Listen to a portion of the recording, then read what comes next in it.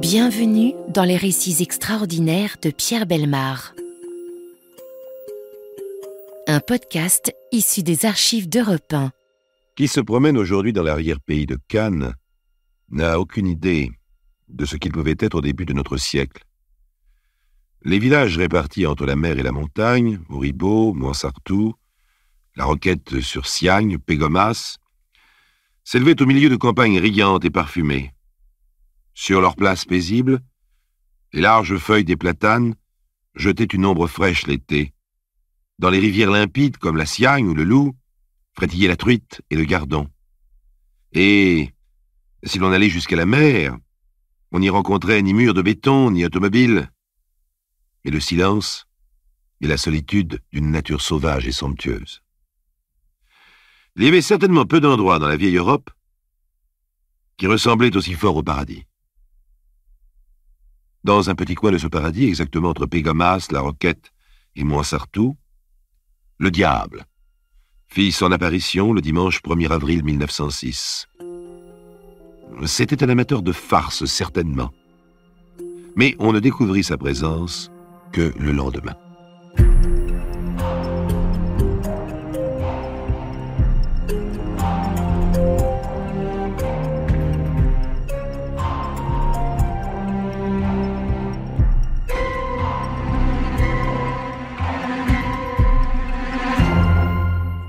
Le lundi 2 avril 1906, un incendie criminel détruit la sacristie de la petite église de Pégomas dans l'arrière-pays de Cannes.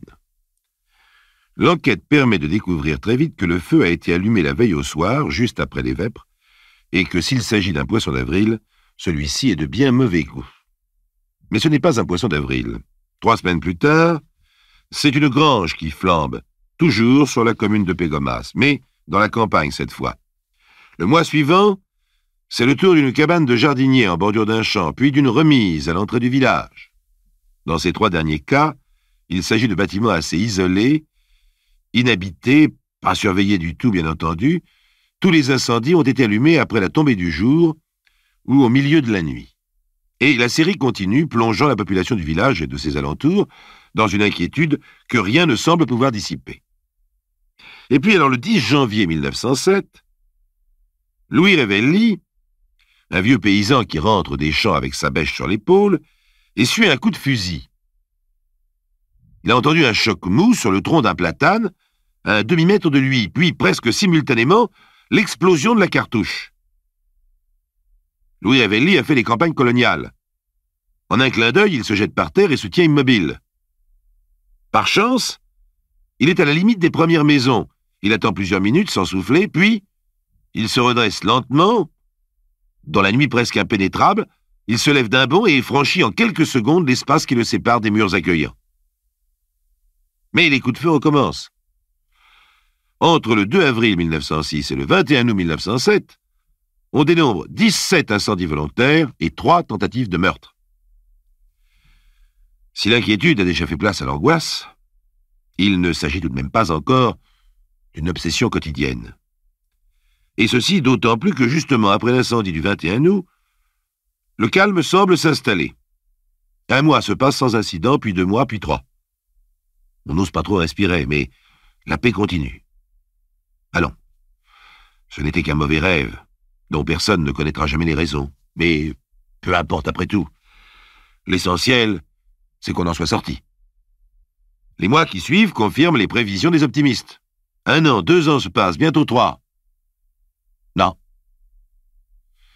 Le 5 mai 1910, un nouvel incendie se déclare dans une ferme opulente à 2 kilomètres de La Roquette-sur-Siagne. Un incendie qui ressemble beaucoup au précédent. On pourrait croire à une simple coïncidence, s'il n'était le prélude d'une nouvelle série d'actes criminels. Mais, demanderez-vous peut-être, il n'y a donc pas de gendarmes dans ce pays? Est-il possible qu'on laisse pendant si longtemps des inconnus terroriser toute une population? Les gendarmes, ils sont bien embarrassés. Et quand je dis embarrassés, c'est une façon modérée de parler. Les gendarmes de Pégomas sont fous de rage et d'impuissance devant des bandits invisibles qui ne frappent que dans l'ombre, qui disparaissent immédiatement, que tout le monde fuit. Ils ont fait des battues, les gendarmes. Ils ont cherché des indices après chaque action criminelle. Ils ont interrogé des dizaines de gens, mais sans aucun résultat. Il n'y a pas d'indice, il n'y a pas de témoin, il n'y a même pas de suspect. Il n'y a même pas de mobile. Et c'est ce qui rend ces crimes tellement énigmatiques. On a bien observé quelques vols, mais ils sont insignifiants. On a dû écarter la malveillance ou la vengeance personnelle, car on ne connaît personne dans les alentours qui haïssent autant de gens à la fois et de gens aussi différents. On a également songé à du terrorisme. Mais les victimes des bandits appartiennent à des horizons très variés. Non, réellement. On ne voit pas ce qui agite les criminels. La police cannoise est intervenue naturellement. Mais elle s'est montrée aussi impuissante que la gendarmerie, et même davantage, car elle ne connaît pas aussi bien les lieux et les hommes de ce petit pays. On se résigne donc, on se renferme chez soi, et quand on est rentré, on évite de rester à proximité des fenêtres. Quelques lourdes balles de plomb ont traversé les persiennes à 2 ou 3 reprises. On a examiné ces balles quand on les a retrouvées. Il s'agit d'objets de fabrication artisanale, probablement coulés dans un roseau, et tous tirés avec le même fusil. Mais le fusil de qui? C'est un habitant du pays, ça, on en est maintenant certain. Il connaît non seulement tous les sentiers, tous les vallons, toutes les haies, toutes les maisons, mais les habitudes des gens, leurs horaires, leurs lieux de passage. Alors, lequel d'entre eux? Eh bien, quelqu'un qui doit avoir un visage ouvert et souriant, que l'on a côtoyé sur les bancs de l'école, avec qui l'on joue aux boules le dimanche, qui paie sa tournée à l'heure du pastis. Mais qui? Il est assez remarquable de constater, je tiens à le souligner, que pendant ces longues années d'angoisse, l'opinion publique n'a jamais accusé à la légère ceux dont la tête ne lui revenait pas. Il y a toujours dans les villages celui qui se chamaille avec tout le monde, et celle qui ne parle jamais à personne. Eh bien, on ne les a pas désignés d'office comme des suspects. Et c'est bien. Pourtant, il y a eu 3 arrestations inconsidérées au cours de cette interminable attente. Elles furent décidées par la police, et pour des raisons bien précises.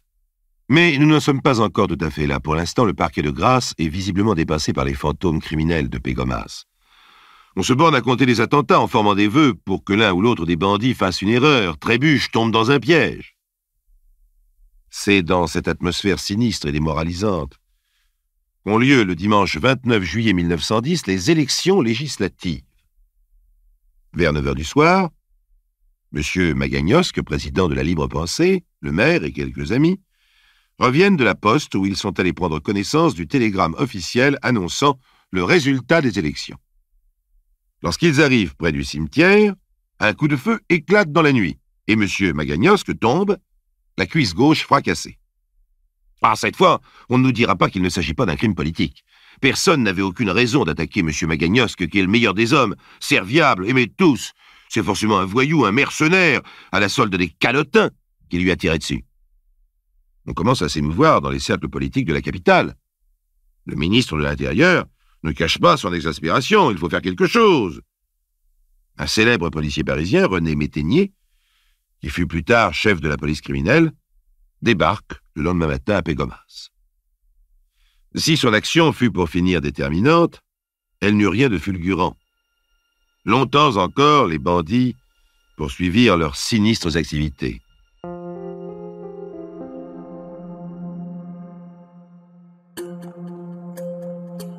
Les récits extraordinaires de Pierre Bellemare, un podcast Europe 1. Quand René Métainier arrive à Pégomas, dans l'arrière-pays cannois, le 30 juillet 1910, il trouve le village et ses environs plongés dans une véritable terreur. Depuis 4 ans, des vagues d'attentats se sont succédées, faisant alterner les incendies criminels, les tentatives d'assassinat. La gendarmerie et la police locale se sont montrées impuissantes. Le parquet de Grasse ne sait plus quelles mesures prendre pour arrêter les auteurs de ces actes inadmissibles et faire revenir le calme dans cette campagne riante et paisible. René Métainier occupe des fonctions importantes à la direction de la police criminelle. Sa venue à Pégomas a été provoquée par un attentat qui inquiète le gouvernement. La veille au soir, le dimanche 19 juillet, vers 9 heures, M. Magagnosque, président de la Libre Pensée, a reçu une balle de fusil dans la cuisse gauche. Étant donné la personnalité de la dernière victime, on craint des répercussions politiques. Le ministère de l'Intérieur a donc délégué un de ses plus fins limiers avec des pouvoirs étendus. Mais René Métainier est aussi embarrassé que ses prédécesseurs. Il ne connaît ni la topographie locale, ni les gens du pays. Alors, vers qui va-t-il se tourner pour commencer son enquête? Exceptionnellement, une partie de l'opinion publique accuse cette fois un ennemi politique de M. Magagnosque, Gustave Mancardi, le fossoyeur. D'ailleurs, un témoin, dont la maison est proche du cimetière, affirme l'avoir vu passer sous ses fenêtres quelques instants avant le crime, un foulard rouge sur la tête, un fusil à la main. Les policiers l'interrogent sans conviction. Après tout, un fossoyeur aux environs d'un cimetière, ce n'est pas bien suspect. Or, Gustave Mancardi se récrie. « Dimanche? Mais j'étais pas à Pégomas dimanche. J'étais à Mouansartou chez Molinati. » Cet alibi est bien maladroit. Renseignement pris, le fossoyeur a menti. Il a quitté Mouansartou le dimanche soir vers 7 heures et il n'y est revenu que le lundi matin. Bien mieux, on trouve chez lui le foulard rouge et le fusil décrit par le témoin. Ces éléments suffisent à motiver son arrestation et sa comparution quelques semaines plus tard devant la cour d'assises de Grasse. Mais les charges relevées contre lui sont vraiment très minces. Les témoignages insuffisants. Aussi, la cour d'assises acquitte Gustave Mancardi. Et à juste titre, semble-t-il, puisque pendant sa détention préventive, d'autres attentats se produisent. Le 20 août, Marcel Geoffroy, cultivateur, reçoit une charge de chevrotine dans le dos. Celui-là, il ne faisait pas de politique. Les mobiles des terroristes redeviennent difficiles à établir. Le 28 août, un cabaretier de la Roquette, Joseph Garnier, qui s'était endormi sur un banc devant la porte de son café, est tué à bout portant d'une balle de même fabrication que les précédentes. La même nuit, à quelques kilomètres de là, une maison flambe. Au matin, Bonnet Bétaignier découvre, rédigé à la craie sur une porte, l'inscription suivante. « Honneur aux bandits, vive les bandits, nous reviendrons bientôt. » Une signature maintenant. Ah, il s'agit bien d'une entreprise de démoralisation du pays. Mais par qui? Pourquoi? Ces questions restent toujours sans réponse. Nous trouvons maintenant la fin du mois d'août 1910. Les attentats vont durer jusqu'au mois de février 1913. Oui, mais bien entendu. Pendant encore 2 ans et demi, la population de Pégomas, de la Roquette, de Mouansartou, va vivre dans une terreur qui ne fera que croître. Durant cette période, on ne comptera plus les incendies, ni les coups de fusil tirés comme au hasard sur des passants attardés ou à travers des persiennes fermées. Tout de même, je ne puis passer sous silence les noms de 3 nouvelles victimes qui laisseront leur vie dans cet épouvantable jeu de massacre. 19 juillet 1911, Madame Rousset-Dallon est frappée en pleine poitrine en fermant les volets de sa chambre à la Roquette. 13 novembre 1912, Martin Risseau est assassiné à la Roquette. Et enfin, le 1er décembre 1912, Maurice Alasséna est tué à Saint-Jean. Auprès de ces horribles crimes, un nouveau type d'attentat fait bien pâle figure. Il s'agit de la profanation des cimetières à La Roquette, à Mouansartou et à Saint-Jean. Les criminels laissent de temps en temps des messages. Ils ont pris goût aux manifestations littéraires, semble-t-il.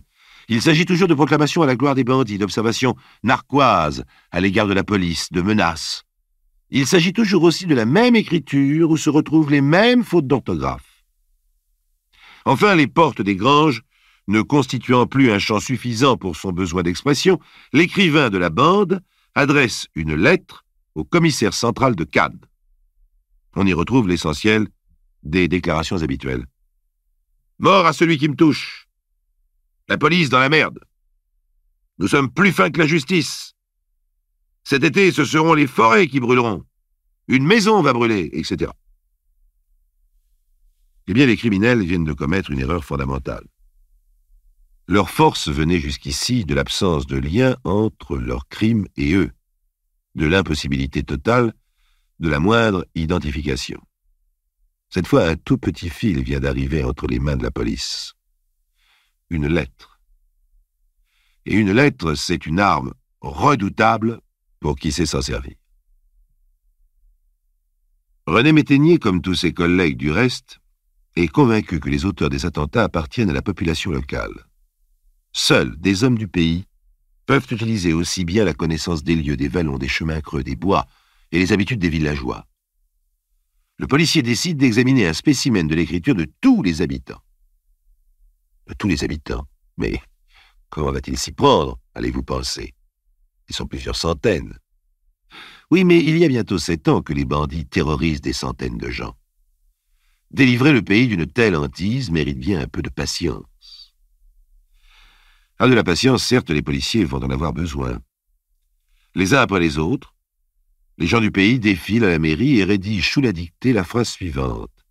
« J'ignore tout des bandits, je n'ai jamais crié « Vive les bandits de Pégomas !» J'espère que vous remarquerez au passage l'astuce de la police. Si l'on avait demandé aux habitants du village de recopier un fragment de la lettre, cela les aurait mis d'une manière indirecte en position d'accusé. Il est probable que leur inconscient aurait réagi pour se protéger contre cette accusation voilée. Au contraire, la phrase proposée par la police les considère implicitement comme des innocents, ce qui ne l'empêche pas de contenir la formule habituelle des criminels « Vive les bandits de Pégomas !» C'est dans cette formule que réside une partie du piège, car à 3 reprises, y compris dans la lettre, le rédacteur a d'abord écrit « Vive » au singulier, et puis il a corrigé en ajoutant « NT » en surcharge. Les villageois puis les fermiers des alentours défilent les uns après les autres. Cela prend plusieurs semaines, même plusieurs mois. Cependant, on dirait que les bandits s'inquiètent de ce travail de fourmi lent et patient. Le 14 février a lieu le dernier attentat. C'est un gendarme, cette fois, Michel Casse, qui est blessé sur la route de la Roquette à Pégomas. Et puis plus rien. Plus rien jusqu'au 10 juin 1913. Le 10 juin, soit 5 mois après le début de l'enquête graphologique, un jeune homme de 26 ans se présente. Il s'appelle Pierre Chiapal.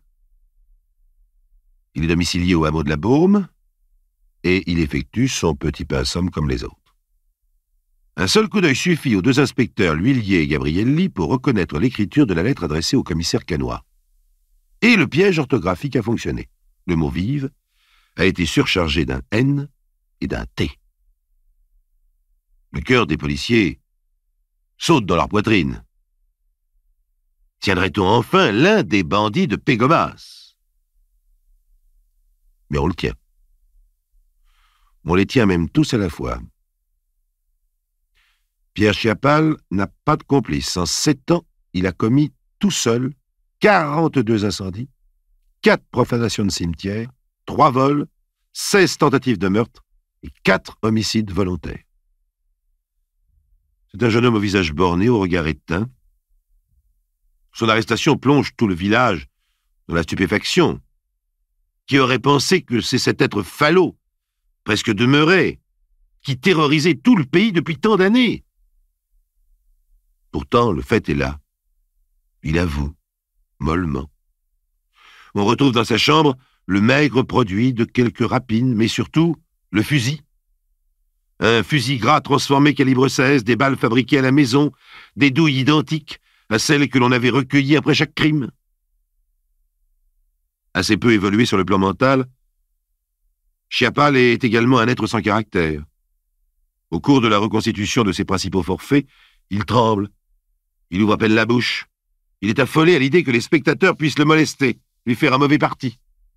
Il ne se détend que lorsqu'il se retrouve dans la voiture cellulaire.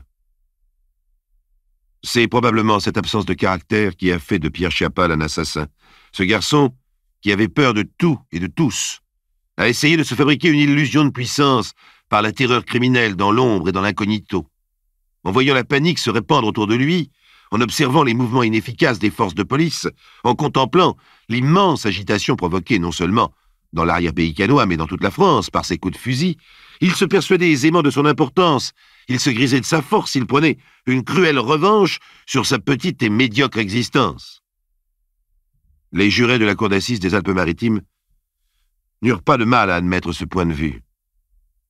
Le 10 février 1914, Pierre Chiapal était reconnu coupable, avec une responsabilité légèrement atténuée et condamné aux travaux forcés à perpétuité. Oui, il ne resta pas longtemps au bagne. Un être aussi falot, aussi timoré que lui, ne pouvait guère résister à ce régime à peine humain. Il mourut peu de temps après son arrivée à Cayenne. Le cauchemar était terminé. Mais les vieux habitants de Pégomas s'en souviennent encore. Si vous les rencontrez l'été prochain, ils vous raconteront l'histoire à leur manière, une histoire un peu obscurcie, bien sûr, et peut-être enjolivée par la grâce du temps passé.